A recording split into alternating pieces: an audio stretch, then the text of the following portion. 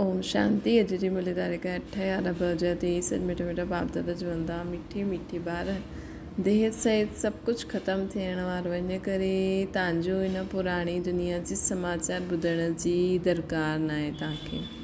तव्हां बाप ऐं वरसे खे यादि करो। प्रश्न श्रीमत जे लाइ गायन कहिड़ो आहे? श्रीमत ते हलण वारनि जी निशानी ॿुधायो। उत्तरा श्रीमत जे लाइ गायन जो खारायो जो पारायो जाते विहारो उहो ई कंदासीं। श्रीमत ते हलण वारा ॿार बाप जी हर आज्ञा पालन कंदे उहे कंदा रहंदा आहिनि।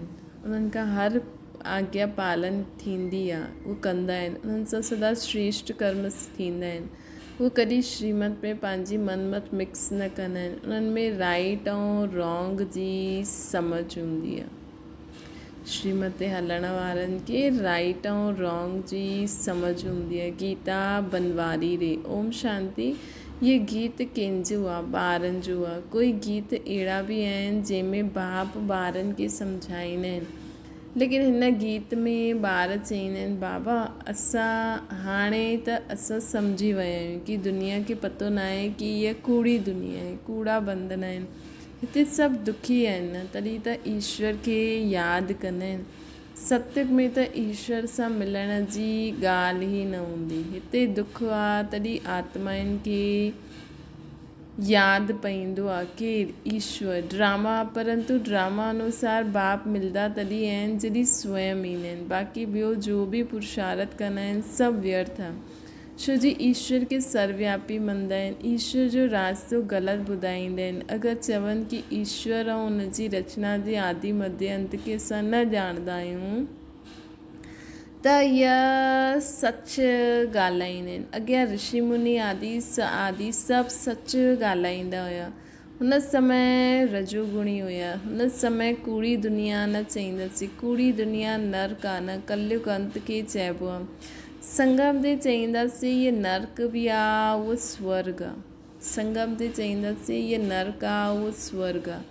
हीअं न द्वापर खे नर्क चईंदासीं। हुन समय पोइ रजो प्रधान बुंदी हूंदी आहे, हाणे तमो प्रधान आहे। त हेल ऐं हेवन जो संगम आहे न। अॼु हेल आहे, कल्ह हेवन हूंदो। इहे बि बाप अची करे सम्झाईंदा आहिनि। दुनिया न ॼाणंदी आहे कि हिन समय कलयुग जो अंत आहे। सभु पंहिंजो पंहिंजो हिसाब किताब चुकतू करे अंत में सतो प्रधान ठहींदा। पोइ रजो तमो में अचिणो ई आहे। जंहिंजा हिकु ॿ जन्म आहिनि उहे बि रजो तमो में ईंदा ई आहिनि। त सतो रजो तमो में ईंदा ई आहिनि। उन्हनि जो पार्ट ई थोरो आहे। बाबा चवंदा अहिड़ी आत्माउनि जो पार्ट ई थोरो आहे। हिन में ॾाढी सम्झ खपे। दुनिया में त अनेक मत वारा मनुष्य आहिनि। सभिनि जी हिकु मत थी न सघे।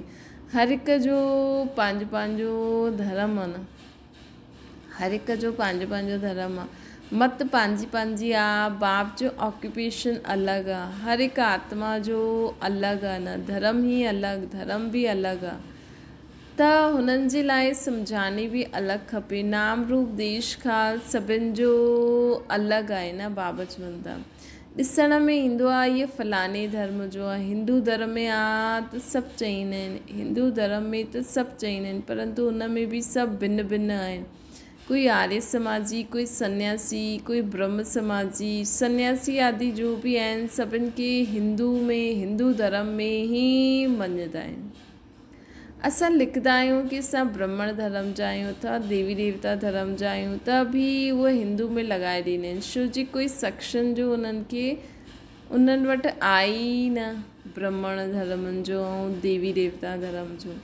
त हर हिक जो फॉर्म अलॻि अलॻि हुजण सां मालूम पइजी वेंदो आहे। कोई धर्म वारो हूंदो त हिन ॻाल्हियुनि खे मञंदो न। पोइ हुननि खे इकठो सम्झाइणु मुश्किल आहे। उहे त सम्झंदा कि इहे पंहिंजे धर्म जी महिमा था करनि। भई असांजे बाबा जी ज्ञान में कोई धर्म वारो, बाबा जो ज्ञान त आत्मा परमात्मा जे लाइ। हा, बाक़ी देवी देवता धर्म जे बारे में जास्ती चईंदा आहिनि बाबा।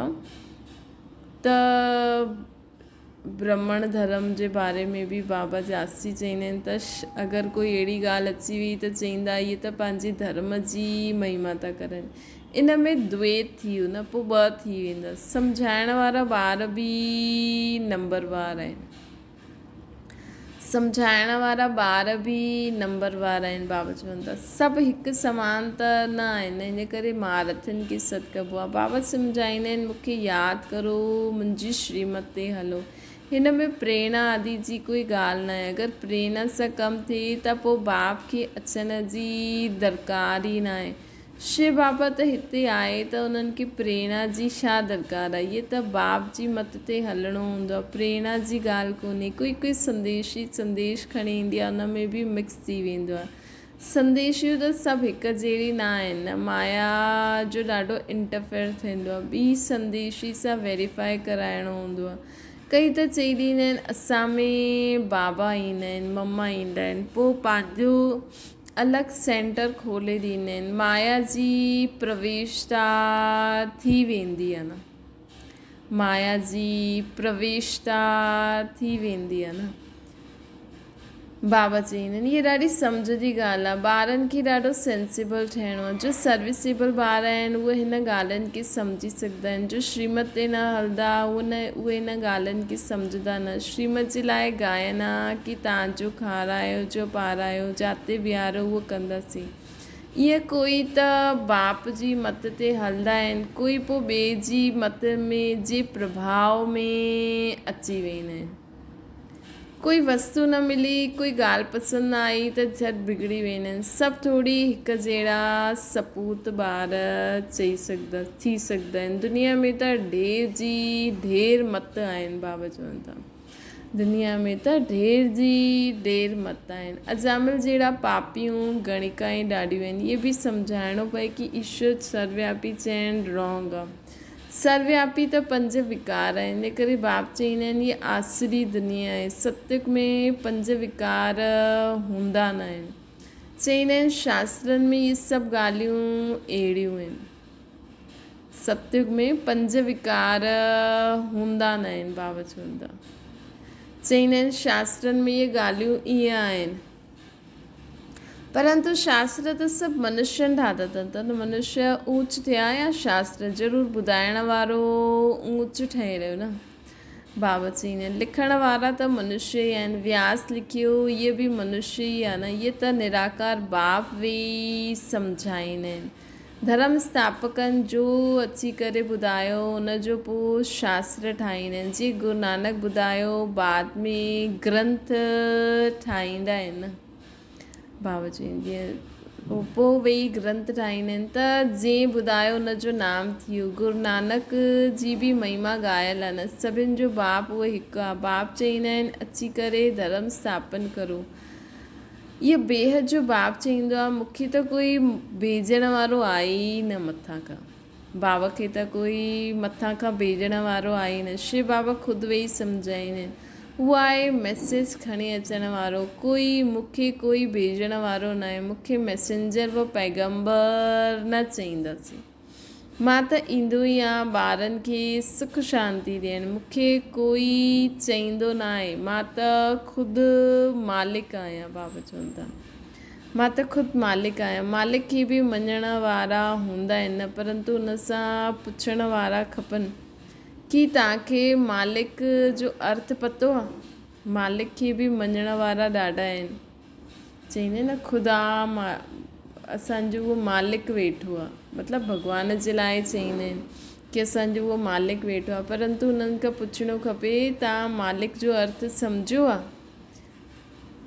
उहो मालिक आहे, असां उन्हनि जा ॿार आहियूं त ज़रूरु असांखे वरसो मिलणो खपे न। ॿार चईंदा आहिनि असांजो बाबा आहे त बाप जे धन जा तव्हां मालिक थियो न। मुंहिंजो बाबा ॿार ई चईंदा आहिनि न मुंहिंजो बाबा त पोइ बाबा जो धन बि असांजो। बाबा जो धन बि असांजो थी वियो। त बाबा चईंदा आहिनि की हाणे ॿार चईंदा आहिनि बाबा चईंदा आहिनि मुंहिंजो बाबा आहे त पोइ बाबा जो धन बि तव्हांजो थी वियो। हाणे असां छा चईंदा आहियूं असांजो बाबा। बाप ई चईंदो आहे इहे असांजा ॿार आहिनि। बाप ई आहे, बाप सां ॿारनि खे वरसो मिलंदो आहे न। बाप वटि प्रॉपर्टी हूंदी आहे। ॿीहर जो बाप ई आहे ई स्वर्ग जो रचयिता। भारतवासियुनि खे बि प्रॉपर्टी कंहिंसां मिलंदी आहे? शिव बाबा सां। शिव जयंती बि मल्हाईंदा आहिनि। शिव जयंती खां पोइ आहे कृष्ण जयंती, पोइ श्री राम जयंती। बसि ममा बाबा जी जयंती व जगदम्बा जी जयंती त कोई ॻाईंदा न आहिनि। शिव जयंती, पोइ राधे कृष्ण जयंती, पोइ सीता राम जयंती। हाणे शिव बाबा आहिनि तॾहिं त शूद्र राज जो विनाश थिए। ये राज बि कोई सम्झंदा न आहिनि। बाप बि सम्झाईंदा आहिनि, उहे ईंदा ज़रूरु आहिनि। बाप खे छो सॾु कंदा आहिनि? श्री कृष्णपुरी स्थापन करण लाइ। तव्हां ॼाणंदा आहियो शिव जयंती बराबरि हूंदी आहे। शिव बाबा नॉलेज ॾींदा आहिनि न। आदि सनातन देवी देवता धर्म जी स्थापना थिए थी। शिव जयंती आहे वॾे खां वॾी जयंती, शिव बाबा जो बर्थडे। पोइ आहे ब्रह्मा विष्णु शंकर। हाणे प्रजापिता ब्रह्मा त मनुष्य सृष्टि में आहे न। पोइ रचना आहे मुख्य लक्ष्मी नारायण जी। पहिरियों शिव बाबा, पोइ ब्रह्मा विष्णु शंकर, पोइ आहे लक्ष्मी नारायण। त शिव आहे माता पिता, पोइ माता पिता ब्रह्मा ऐं जगदम्बा बि अची वई। सम्झण ऐं धारण करण जी ॻाल्हियूं आहिनि। पहिरियों सम्झाइणो आहे बाप परम पिता परमात्मा ईंदा ई आहिनि पतितनि खे पावन करण लाइ। बाबा छो ईंदा आहिनि हिन सृष्टि ते? सभी पतितनि खे पावन ठाहिण ईंदा आहिनि। उहो नाम रूप खां न्यारो आहे त उनजी जयंती कीअं थी सघंदी आहे? गॉड खे फादर चइबो आहे न। फादर खे सभु मञंदा आहिनि। निराकारी आहे ई आत्मा ऐं परमात्मा। आत्माउनि खे साकार शरीर मिलियो। ये ॾाढी सम्झण जी ॻाल्हि आहे। जो कुझु बि शास्त्र आदि न पढ़िया आहिनि जो कोई बि, त उन्हनि जे लाइ त ॿियो ई सहज आहे। आत्माउनि जो बाप उहो परम पिता परमात्मा स्वर्ग जी स्थापना करण वारा आहिनि। बाबा हाणे हिन सृष्टि ते स्वर्ग जी स्थापना था करनि। स्वर्ग में हूंदी आहे राजाई, त ज़रूरु उन्हनि खे संगम में अचिणो पए। सतयुग में त अची न सघे। उहो प्रारब्ध 21 जन्मनि जो वरसो संगम ते मिलंदो आहे। ये संगम आहे ब्राह्मणनि जो। ब्राह्मण आहिनि चोटी, पोइ देवता आहिनि जो युग। हर हिकु युग 1250 वर्ष जो आहे। हाणे 3 धर्म स्थापन थींदा आहिनि, ब्राह्मण, देवता, क्षत्रिय। छो जी पोइ अधु कल्प कोई धर्म ईंदो ई न। सूर्यवंशी चंद्रवंशी पूज्य हुया, पोइ पुजारी ठही वेंदा आहिनि। सूर्यवंशी चंद्रवंशी पूज्य हूंदासीं, पोइ असां पुजारी ठही वेंदासीं। उहो ब्राह्मण त क़िस्म क़िस्म जा हूंदा आहिनि दुनिया में। हाणे त सुठा कर्म करो था त पोइ सतयुग में प्रारब्ध पाईंदा। बाप सुठा कर्म सिखलाईंदा आहिनि। तव्हां ॼाणंदासीं श्रीमत ते जीअं कर्म कंदासीं ॿियनि खे आप समान ठाहींदासीं त हुनजी प्रारब्ध असांखे मिलंदी। हाणे सॼी राजधानी स्थापना थिए थी न बाबा चवनि था।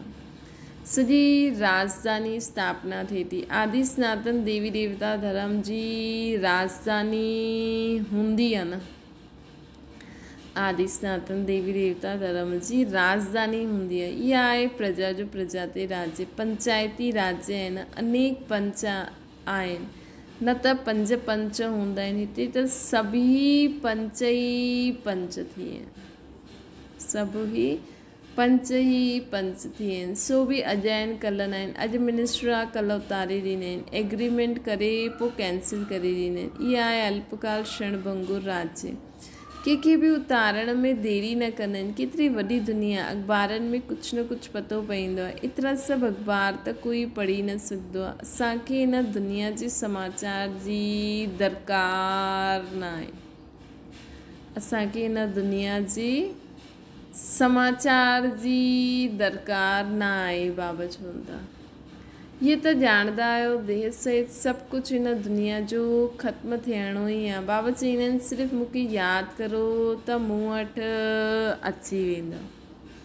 बाबा चवंदा आहिनि सिर्फ़ु मूंखे यादि करो त तव्हां मथे मूं वटि अची वेंदो। मरण खां पोइ सॼो साक्षात्कार थींदो आहे न।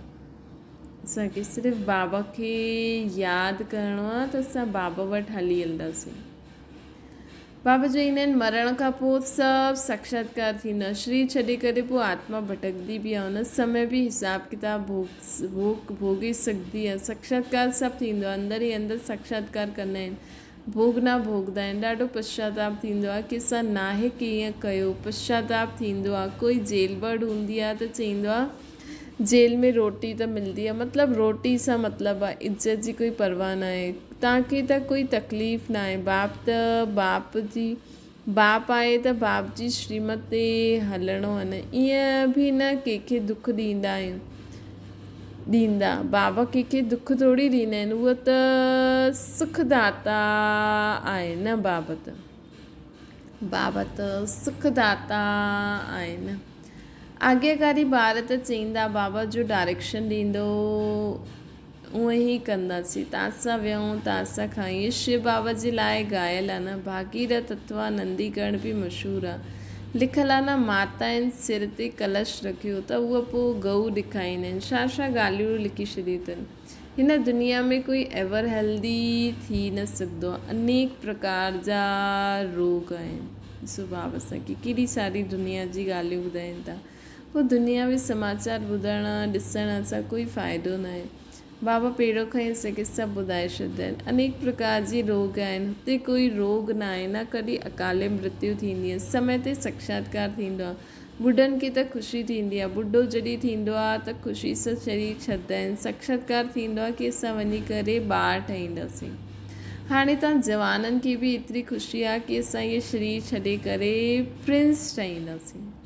ॿार आयो उहो जवान आयो, मरणो त सभिनि खे आहे। त सभिनि खे नशो रहणो खपे की असां वञी करे प्रिंस ठहींदासीं। गोल्डन स्पून एंड माउथ ज़रूरु जॾहिं सर्विस कंदासीं तॾहिं त ठहींदासीं न। ख़ुशी हुजणी खपे। हाणे असां पुराणो शरीर छॾूं बाबा वटि वेंदासीं। बाबा पोइ असांखे स्वर्ग में भेजे ॾींदा। सर्विस करणी खपे। ॿारनि गीत ॿुधियो बंसी वारो श्री कृष्ण त न आहे। मुरली त ॾाढनि वटि हूंदी आहे। ॾाढा सुठी वॼाईंदा आहिनि। हिन में मुरली जी कोई ॻाल्हि न आहे।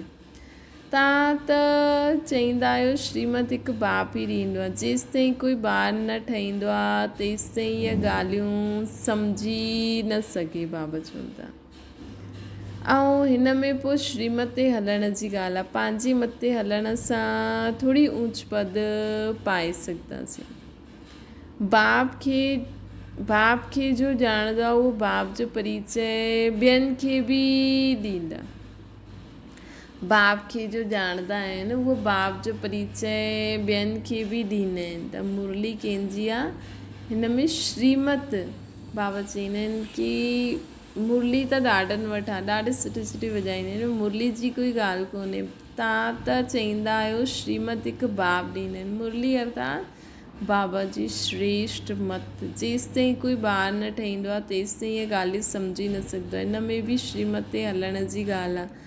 पंहिंजी मत सां हलण सां थोरी ऊच पद पाए सघंदासीं। भले बाबा खे ॼाणे बि लेकिन बाबा जी श्रीमत खे पालन न कंदो आहे त सम्झी न सघंदो, ऊच पद न पाए सघंदो। बाप खे ॼाणंदा आहिनि उहो बाप जो परिचय ॿियनि खे बि ॾींदा आहिनि। जो बाप खे ॼाणंदा आहिनि उहो बाप जो परिचय ॿियनि खे बि ॾींदा रहंदा आहिनि। बाप ऐं रचना जो परिचय ॾियणु। कंहिंखे बाप जो परिचय न ॾींदा आहियो त गोया ख़ुदि ॼाणंदा ई न आहियो। पंहिंजे खे नशो चढ़ियलु हुजे त ॿियनि खे बि चढ़ाइणो आहे। बाबा चवनि था। बाबा चवनि था ख़ुदि नशो चढ़ियलु हूंदो त ॿियनि खे चढ़ाईंदा। अच्छा, मीठी सिखलते ॿारनि प्रति माता पिता बाप दादा जो यादि प्यार ऐं गुड मॉर्निंग। रूहानी बाप जी सभिनि रूहानी ॿारनि खे नमस्ते। असांजी बि रूहानी माता पिता बाप दादा खे यादि प्यार गुड मॉर्निंग ऐं नमस्ते। बाप दादा खे यादि प्यार गुड मॉर्निंग ऐं नमस्ते। धारणा जे लाइ मुख्य सार श्रीमत ते सदा श्रेष्ठ कर्म करणा आहिनि। ॿियनि जी मत जे प्रभाव में न अचिणो आहे। सपूत ठही हर आज्ञा जो पालन करणो। बाबा जो मां सपूत ॿार आहियां, इन करे बाबा जी हर आज्ञा जो पालन करो। जो ॻाल्हि सम्झ में न ईंदी आहे उनखे वेरीफाई कराइणो आहे। ॿियो आहे सदा हिन नशे व ख़ुशी में रहणो आहे की इहे पुराणो शरीर छॾे असां प्रिंस ठहींदासीं। सदा इहा नशे व ख़ुशी में रहणो आहे की असां इहो पुराणो शरीर छॾे करे वञी करे असां प्रिंस ठाहींदासीं, सतयुग जो प्रिंस। नशे में रही ईश्वरीय सेवा करणी असांखे। वरदाना निंड खे बि पंहिंजो मित्र सम्झी सम्मान ॾियण वारा ब्रह्मा बाप समान मास्टर रचयिता ठहूं। जीअं ब्रह्मा बाप स्वयं की विश्व सेवाधारी सम्झी करे हर हिक खे सम्मान ॾिनई, सदा मालिकम सलाम चई। ईअं कॾहिं न सोचें कि कोई सम्मान ॾिए त मां ॾियां। निंड खे बि पंहिंजो मित्र सम्झी करे सम्मान ॾिनई। अहिड़ा फॉलो फादर करो। सिर्फ़ु सम्मान ॾियण वारनि खे पंहिंजो न सम्झो, लेकिन गाली ॾियण वारनि खे बि पंहिंजो सम्झ सम्मान ॾियो। छोजी सॼी दुनिया ई असांजो परिवार आहे। सर्व आत्माउनि जी तना सां ब्रह्मण बाबा चईंदा आहिनि कि सिर्फ़ु सम्मान ॾियण वारनि खे पंहिंजो न सम्झो, लेकिन गाली ॾियण वारनि खे बि पंहिंजो सम्झी सम्मान ॾियणो आहे। छोजी सॼी दुनिया ई असांजो परिवार आहे। सर्व आत्माउनि जे तना असां ब्रह्मण आहियूं। हिन करे स्वयं खे मास्टर रचयिता सम्झी सभिनि खे सम्मान ॾियो। तॾहिं असां छा ठाहींदासीं? ॾियण वारा देवता। स्लोगन आहे, माया की सदा जे लाइ विदाई ॾियण वारा ही बाप जी बधाई जे पात्र ठहींदा आहिनि। माया की सदा जे लाइ विदाई ॾियण वारा ही बाप जी बधाई जे पात्र ठहींदा आहिनि। अच्छा, ओम शांति। बाबा खे यादि करो।